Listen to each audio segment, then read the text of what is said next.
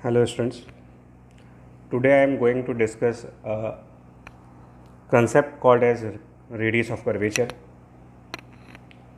very frequently asked in various kind of questions. Find the radius of curvature, find the radius of curvature.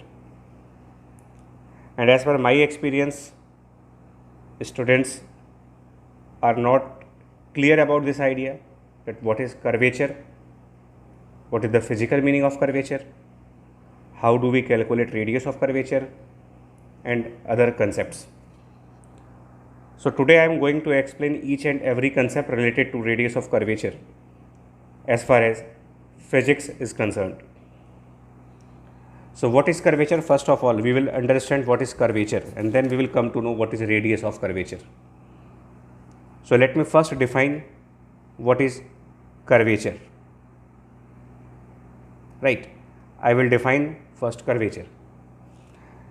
And the curvature is defined as the rate at which the rate of change, the definition of curvature is the rate of change of a unit tangent vector.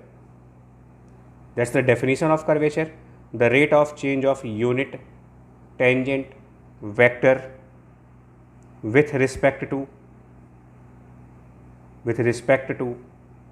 arc length. That's the fundamental definition of curvature. To understand this, I will give you one example. Suppose we have two circles.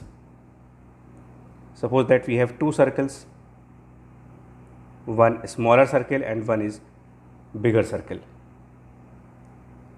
Consider 2 points, one on the inner circle, let's say 1, and point number 2 on the outer circle, and draw two tangents.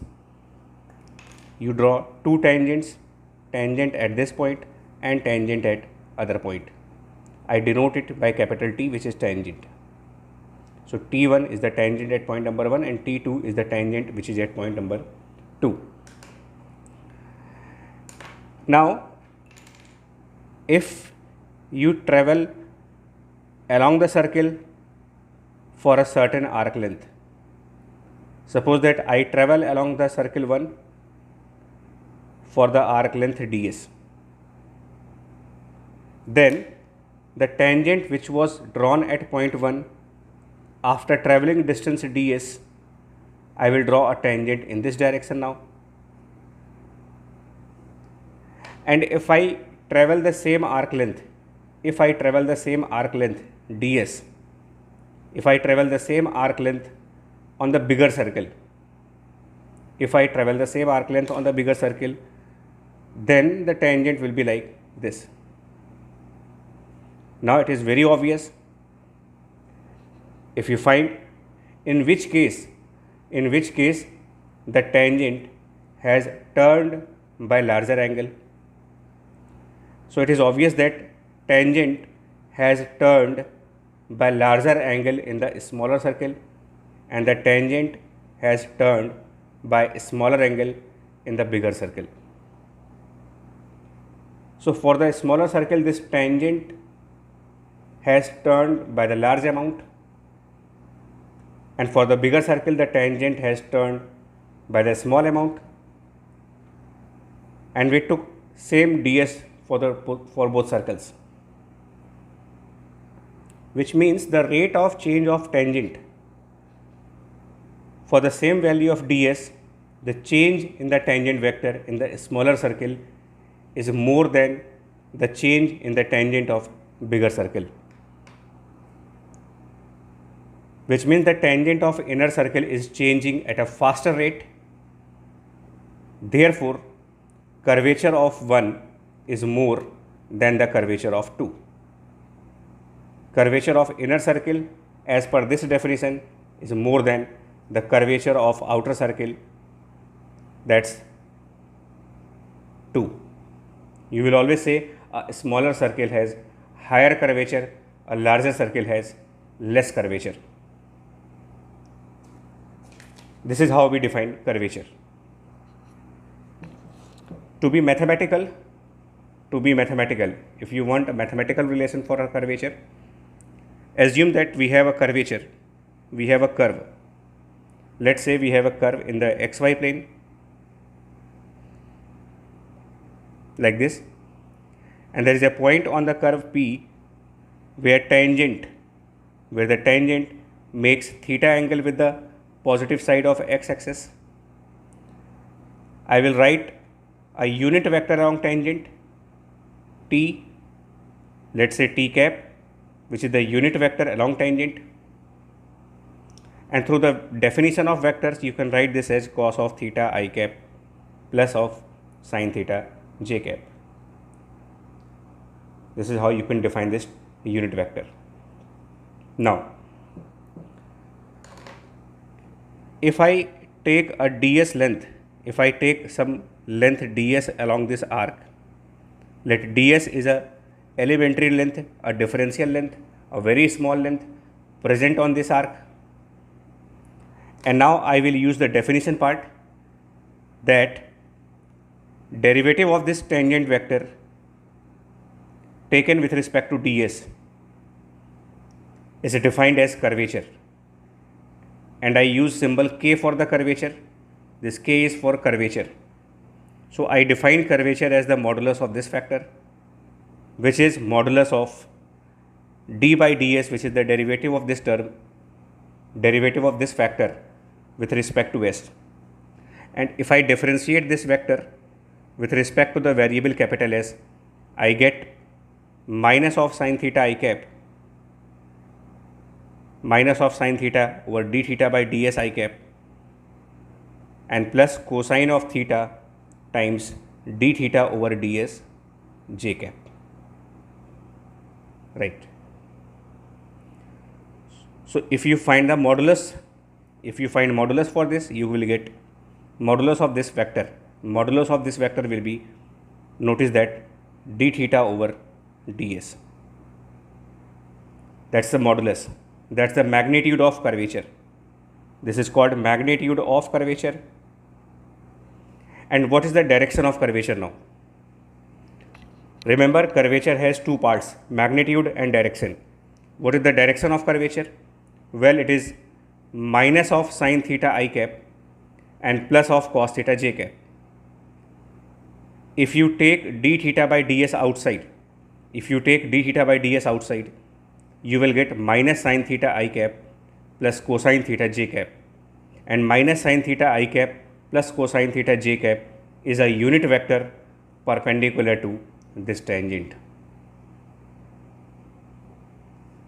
which means if I draw a line which is perpendicular to tangent, you can call it normal, then the unit vector along normal will be minus of sin theta I cap and plus cosine theta j cap.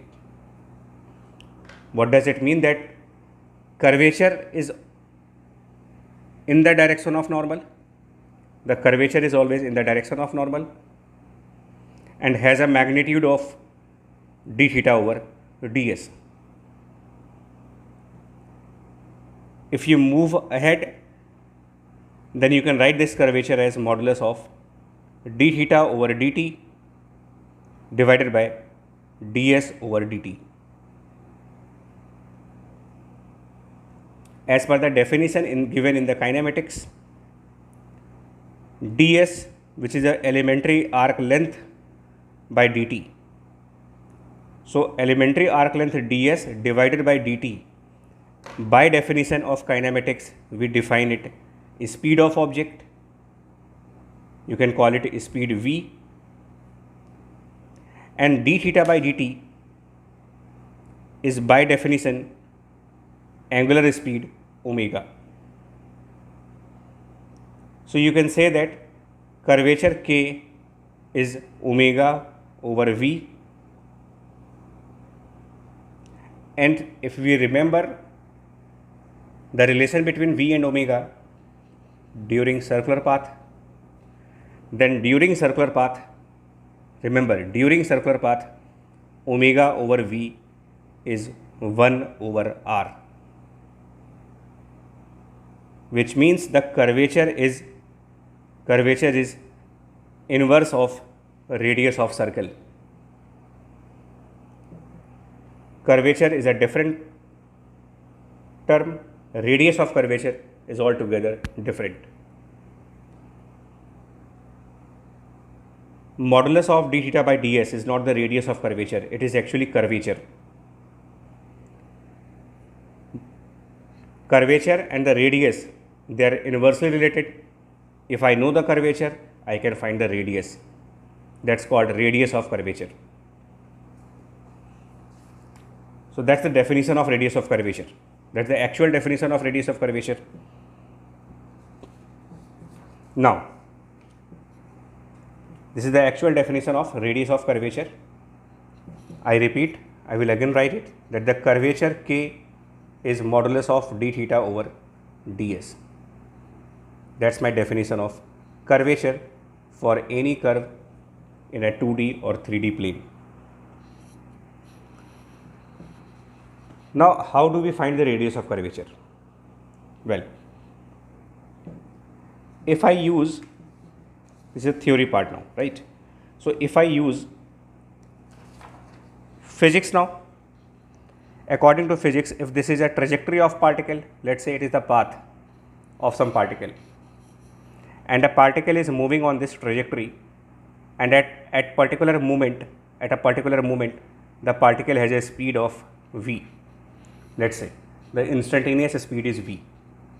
It is very obvious that this velocity will be along tangent. It's quite obvious. If a particle is moving on a curve path, the direction of velocity at any moment will be along tangent to that curve. So, you can write this velocity as the modulus of velocity v and the unit vector along tangent. We can write this velocity as this, where t cap is nothing but the unit vector along tangent. I use the definition of acceleration now. I will use the definition of acceleration, which says that the acceleration vector is a derivative of velocity vector, and I will take derivative of this vector now by product rule. So, by product rule, I will write it t cap into dv over dt plus v d by dt of t cap, using the product rule of differentiation. I get acceleration a equals to dv by dt is the rate of change of speed, which in kinematics is called as tangential acceleration, because this term dv by dt is with t cap, and t cap is the unit vector along tangent. So, this first term you define as tangential acceleration.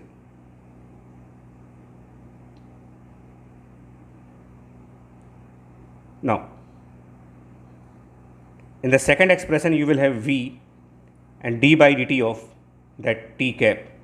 Notice that t cap can be written as, if tangent makes theta angle, if the tangent makes theta angle with the positive side of x-axis, t cap can be written as cos theta I cap plus sin theta j cap. So, if you differentiate this t cap with respect to time, if I take derivative with respect to time, then I get, or instead of taking derivative with respect to time, I can do one thing. I can rearrange this factor now. I can rearrange this factor as t cap, I can write ds over here and then ds by dt here.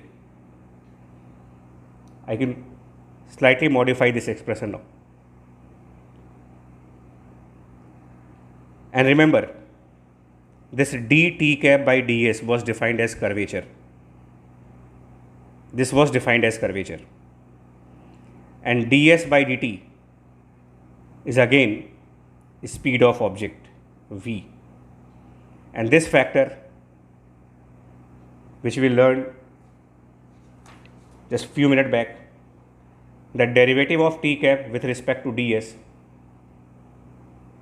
has a magnitude of d theta by ds, but it has a direction along normal, right? So, derivative of t cap with respect to ds will be denoted by k, that is the curvature. But remember, it has a direction, and its direction is towards the normal to that tangent. So I will replace this factor now, and I will write A vector equals to dv by dt t cap. I will replace it with curvature k. V here and V here will become V square, and remember it has a direction along normal n cap. And that means whenever a particle is moving on a curve path, if a particle moves on a curve path, the acceleration vector is the sum of two vectors. This is called tangential acceleration. In physics, it is called components of acceleration. So one, you have tangential acceleration, and this kv square, where k is the curvature, is called as normal acceleration, sometimes called as radial acceleration or centripetal acceleration also. And if you notice the expressions, then the normal component of acceleration, the normal component of acceleration is k, which is curvature, times v square. So from here you can get the value of k, or you can get the value of 1 over k. 1 over k will be defined as a v square divided by normal component of acceleration. So I will write it a n, a normal. And what is 1 by k? Go back to the previous topic. Curvature is nothing but reciprocal of radius. So by the same logic, 1 over k is defined as radius of curvature. So it is called as capital R, defined as radius of curvature. So this is the key idea, this is the whole idea about definition of curvature and the definition of radius of curvature. And this is the proof why radius of curvature is obtained by ratio between square of speed to the normal component of acceleration. Now we will learn this. We have to remember this expression that radius of curvature is square of speed divided by normal component of acceleration. We will take some examples now for understanding of its application. I will take some examples. Numericals can be classified in three parts. Situation 1. Situation 1 of numerical is the situation where the acceleration vector and velocity vectors are represented by geometrical methods. They are represented by arrows, and that's the basic way of vector representation. Any vector can be represented by arrow. That's the situation 1. I will take my first example, which is of projectile motion, a particle moving as a projectile. I will take my first example now. Let's say a particle is projected with a speed u at some angle theta. Acceleration due to gravity is g now. That is the acceleration due to gravity. And we all know it follows a parabolic path like this. And we have to find the radius of curvature at any given point. We can find the radius of curvature at any given point. So first we will find the radius of curvature at this point, which is 1, and then we will find the radius of curvature at the topmost point, which is 2. How to proceed now? You have to learn this. In order to find radius of curvature, you must be aware of normal component of acceleration. That means your the very first step should be decomposition of acceleration, resolution of acceleration. You have to resolve acceleration, and you have to resolve acceleration in the 2 dimensions, and those dimensions must be tangent and normal to the curve. You cannot resolve acceleration in any two dimensions. The dimensions along which acceleration should be resolved is always a tangential dimension and a normal dimension. Notice that the curvature and radius of curvature, they are related with normal dimension of curve. So you will always consider dimensions, two dimensions, one should be along tangent, other should be along normal. Then you will decompose the acceleration vector, you will obtain normal acceleration, and then this relation can be used. So let me do. At this point, this line is along tangent.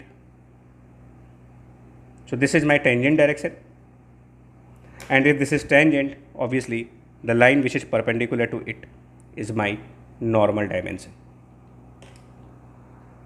As per the theory, I have to resolve this acceleration now. I have to decompose this acceleration along tangent axis, along normal axis. And this can be done very easily now, that if this angle is theta, you can resolve this g. I leave this step for you, that you can resolve g along the tangent and normal dimensions.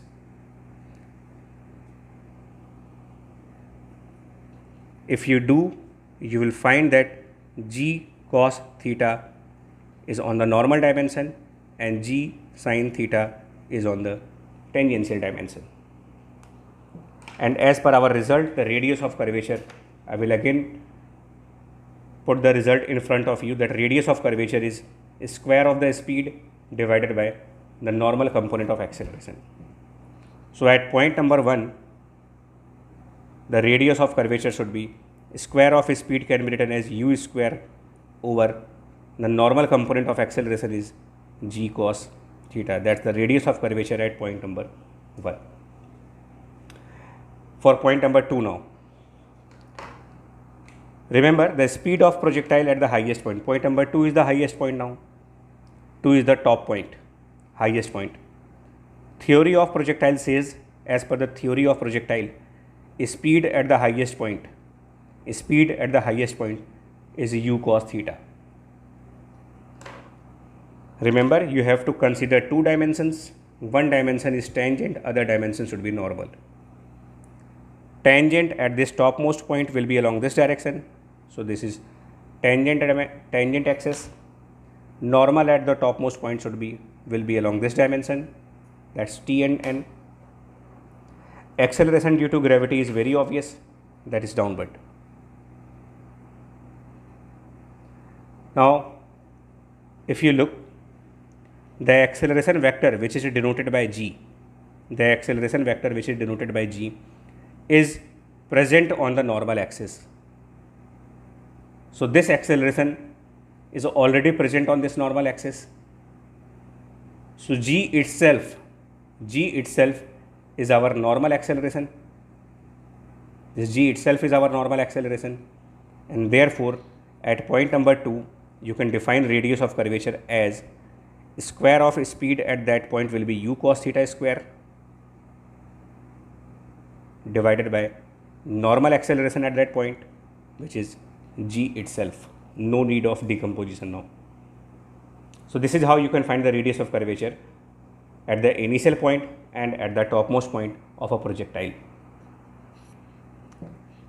I will take one more example now, example 2, that is from chapter rotational mechanics, which is rolling.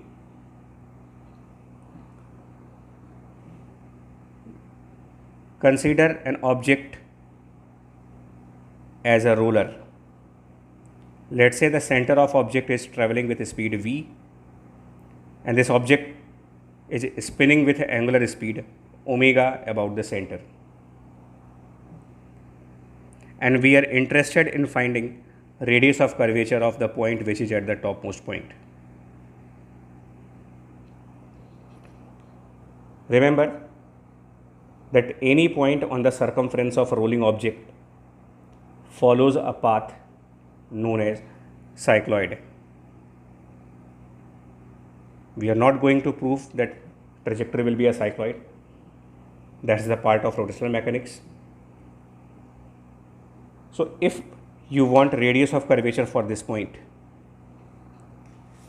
all you need to know is what is the speed and what is normal acceleration. So you have to work for these two parameters, and if you can find out the speed factor and you can find out a normal, it's very easy to find the radius of curvature. So let us find speed first. Speed at the topmost point during rolling motion.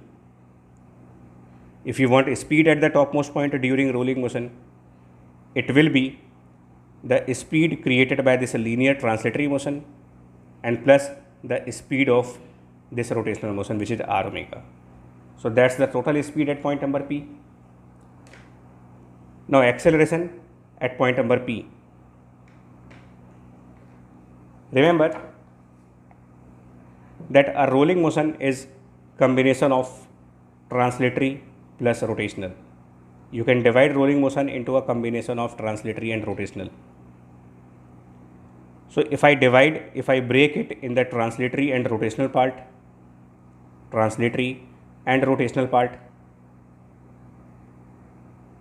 then this point P will be revolving about this center. This point P will be revolving about this center, and if point P revolve around this center, that point must have a centripetal acceleration which is omega square r. It must have a centripetal acceleration. So we can draw that acceleration here, that point P has centripetal acceleration of omega square r. We assume that v is constant, so there is no linear acceleration. We assume that omega is constant, there is no angular acceleration. Still point P will have a centripetal acceleration because P is rotating relative to the point C. Now tangent and normal dimensions. Well, this is the tangent dimension now, and a line which is perpendicular to that will be the normal dimension. Using the result that radius of curvature will be square of this speed, v plus r omega square, divided by normal component of acceleration, but acceleration which is represented by omega square r here, this is the acceleration, is on the normal axis. So no need to resolve it. You can directly put omega square r here.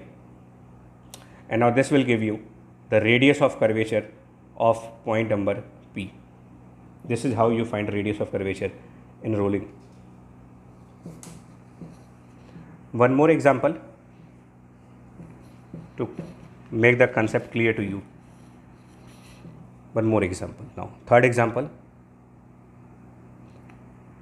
This is also from rotational mechanics chapter. Let's say we have a linear rod which is moving in the forward direction with speed v along with a spin of angular velocity omega. So it is spinning and moving. It's like this object is spinning and going ahead. It is here, it will spin, and while spinning it is moving forward. So it is moving forward with some spin. Now in this case, if you want to find radius of curvature of this point B, or you want to find radius of curvature of point A, two steps are important. One, what is the speed of this point? What is the speed of these points? And second, what is the normal acceleration? So first of all, I will find a speed now. This complicated motion of rod can be considered as a combination of translatory as well as rotational. Remember, a general motion can be divided in two parts, one translatory and other rotational. When you consider the translatory motion, you find speed of A and B to be in the same directions, v, and when you consider rotational motion, you find the speed of A in this direction and the speed of B in this direction, and this speed which in the forward direction should be r into omega, where r will be this length, that is L by 2 omega. Speed of point number A will be in the backward direction, L by 2 omega. Now you will simply add them because this is equivalent to the actual motion. So you get the speed of point number A as vector resultant of these two, which is v minus L by 2 omega, and you get speed of point B as vector resultant of these two, which is v plus L by 2 omega. So now we have obtained the speed part. We are left with accelerations. Look at this diagram. Point number A is in a circular path around center. Point number B is in a circular path around center. And therefore, both these points must have a centripetal acceleration towards the center given by omega square r in this direction. So the acceleration of point B will be in this direction, which is omega square r. Acceleration of point A in the downward direction, also omega square r. Now I will use the concept of radius of curvature, which says that radius of curvature of A and the radius of curvature of B will be again obtained by square of the speed. So A has a speed of v minus L by 2 omega, square of that over its normal acceleration is omega square r.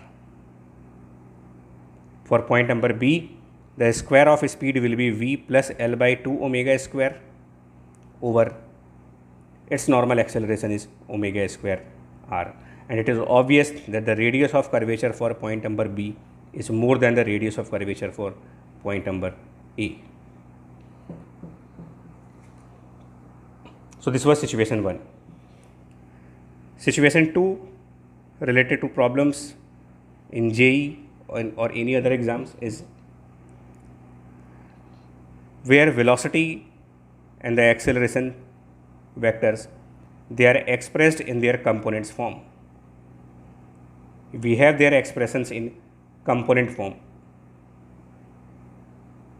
Then what is the right way and what is the faster way? What is the fast way? What is the right way to find the radius of curvature? So I will again go back to the theory part. This is how you define radius of curvature. Let's say we have velocity in this direction and we have acceleration in some other direction, and theta is the angle between them. Now you have to decompose the acceleration. Remember, you will always resolve acceleration, never resolve velocity. Always resolve acceleration. So I will resolve acceleration in these two directions.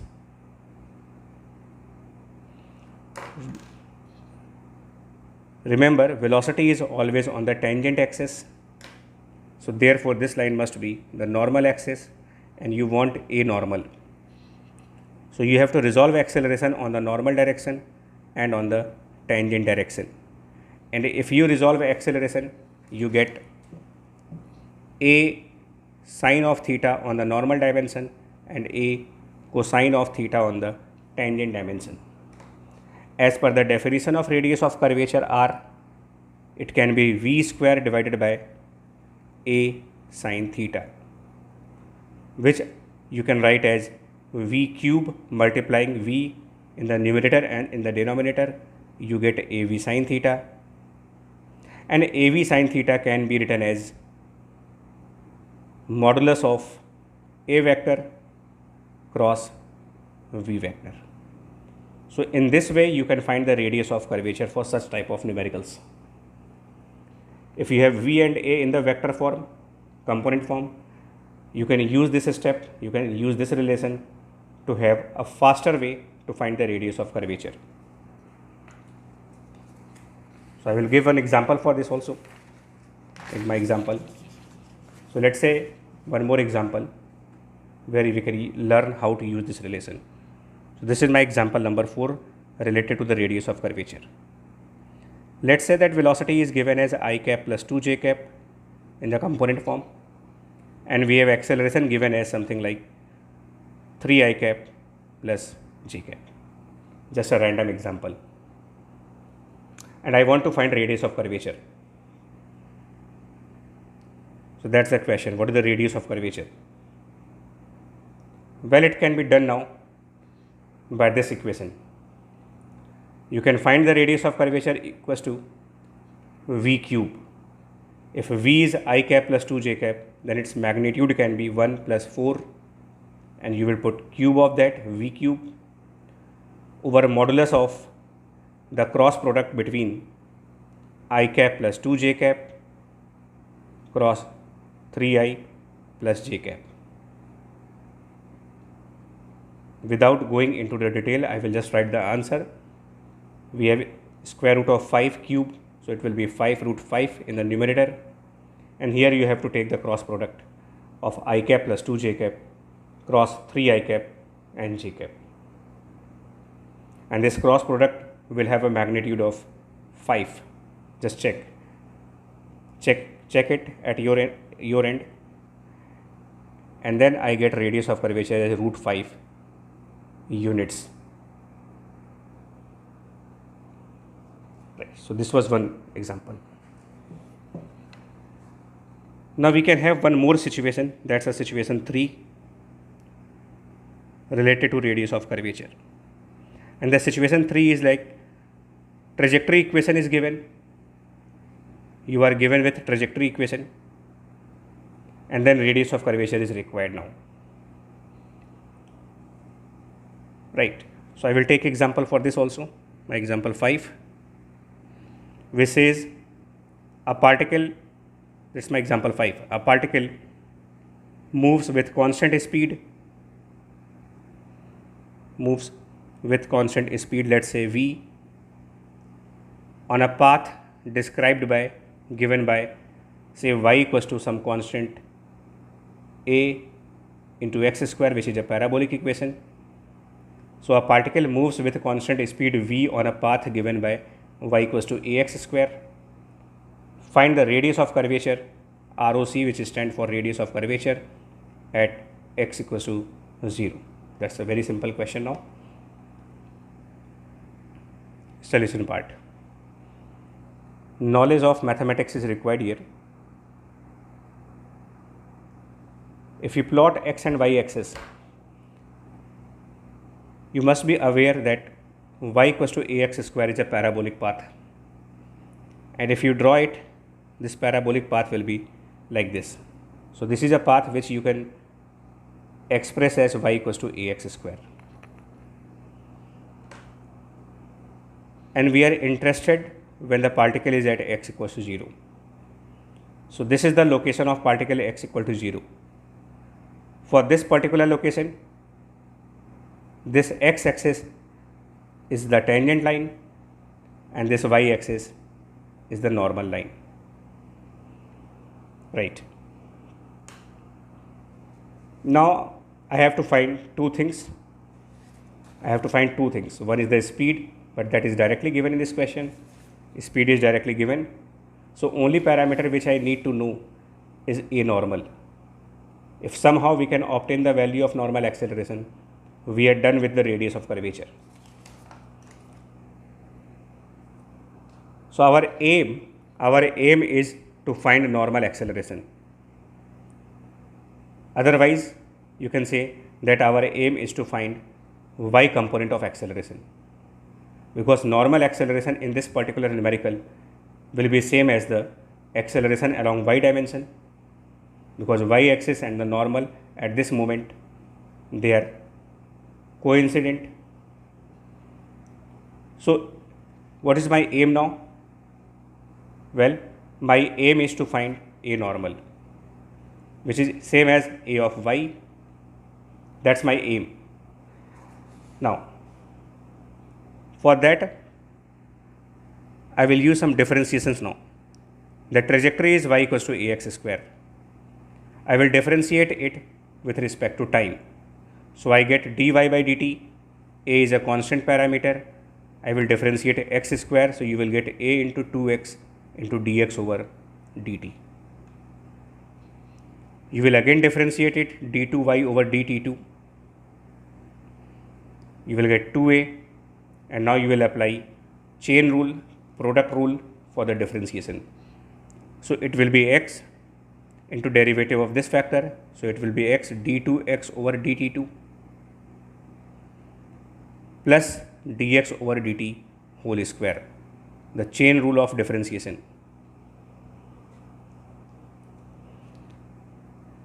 And remember that in kinematics, when you differentiate a coordinate axis for 2 times, like if x is the position coordinate, then dx by dt is defined as velocity component, and if you further differentiate it, then it is defined as acceleration component. So this d2x by dt2 as per the kinematics is acceleration along the x direction, but x dimension is same as the tangent. So this d2x over dt2 will be called as tangential acceleration. But remember, tangential acceleration is a rate of change of speed of particle. I repeat, according to kinematics, d2x over dt2 is the component of acceleration in the x dimension. In this case, your x dimension and tangent dimensions are same, and therefore the acceleration which is on the x dimension is actually tangential acceleration, and the tangential acceleration is defined as rate of change of speed. Speed in this question is given as constant, so it has no rate, 0 rate. So this whole factor will be now 0. And what is d2y over dt2? Well, it is again the second derivative of coordinate y. So it is acceleration which is on the y dimension, and y dimension is same as the normal dimension. So this acceleration which is on the y dimension can also be treated as normal acceleration, which is 2 times of a now. Do not confuse with this a. This a is not the acceleration. This a is just a constant. And dx by dt is called as velocity. So you can write it v square, and now learn. You have to find v square upon a normal to get the radius. So you have v square on the right hand side and normal on the left hand side. And now radius will be v square over a normal, which is 1 over 2a. So 1 over 2a is the answer of radius of curvature for this particular question.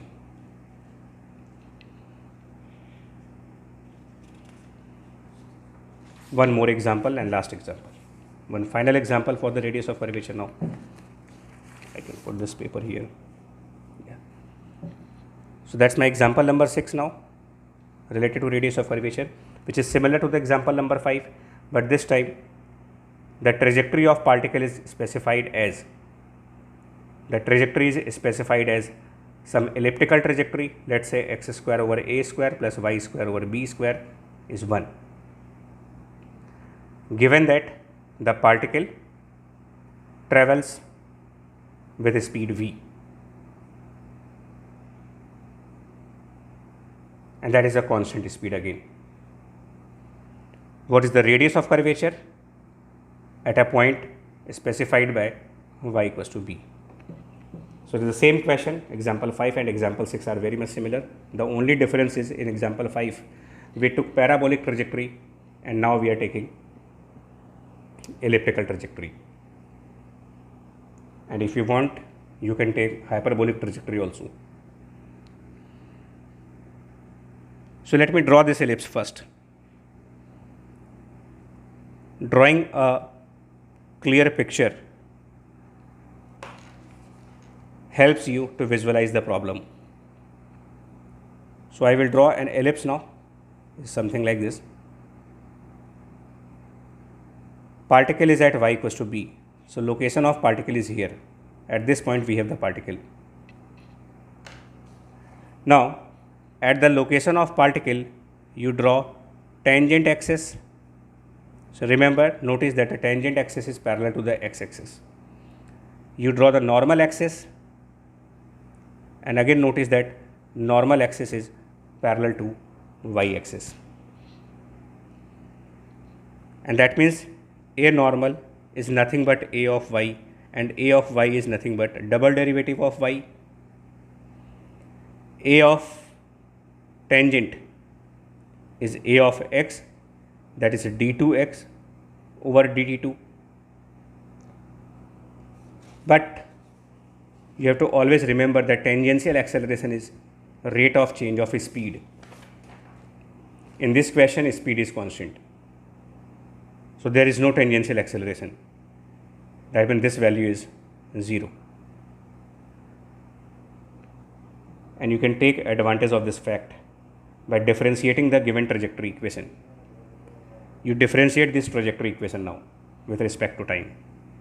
So I will get 1 by a square, x square will be differentiated as 2x into dx over dt, plus 1 over b square, differentiation of y square with respect to time will be 2y into dy by dt and equals to 0. This 2 is gone. I will further differentiate it.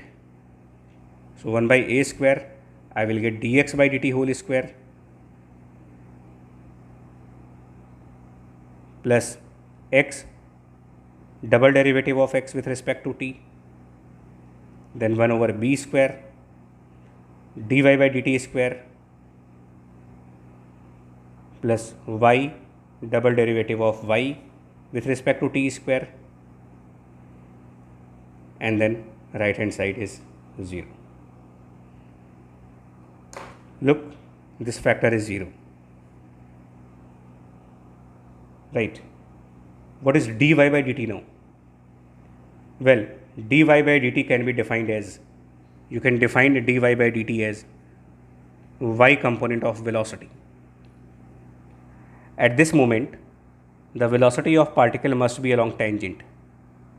So the velocity must be along tangent, which is parallel to the x-axis. So at this point, there is no component of a velocity in a y dimension. And if particle is not having any component of velocity in the y dimension, dy by dt can be written as 0. And d2y over dt2 is actually the normal acceleration. So you will replace this factor by normal acceleration. And this y is actually b. And dx by dt square is nothing but v square. So now I get v square over a square plus 1 over b square into b into a normal equals to 0.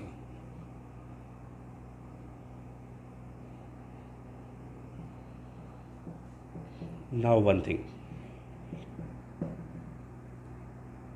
your normal acceleration should be into the curve. It must be into the curve. This is the direction of a normal. Whereas d2y over dt2 is called as y component of acceleration, which is along y direction.